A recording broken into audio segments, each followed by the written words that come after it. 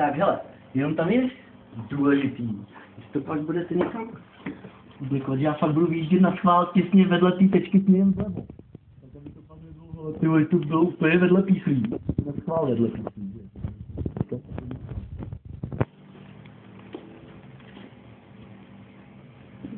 Pokud se mi do rukávu. To já myslel, že tam strašně už utěšuješ a ty tam tyjo... Ne, říkám, že se kouká do rukávu. Investigativní žurnalista. Ano, já jsem takový hrozný žurnalista. Ten, co, parazitický... Na vlastní oči. Na nevlastní oči taky. Tak, trošku přesně o půlničku doleva. No a ty kleště, co ty máš v pupku, tak to já jsem měla na jazyku, jako.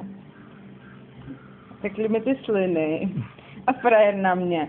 Ty jsi teda slinta. No. A já jsem teda tak měla na 3 minuty, jako. No, a ku podivu překvapivě byla slinta, víš, no. Tak jako chce. Hele, ničeho se neboj teďka. Neboj se, na nic se nekoukej, já ti to pak ukážu. Fotrovka. No, normálně, to já si myslím, že to vlastně ani nemůže bolet. A jdem na to, jo? Já to na to nevidím. Počkej, já potřebuji taky vidět tam. Tak, super boží. No, nebo říkáš, že už to je hotový. No, abych řekl taky. Dobrý. Ale. Typická.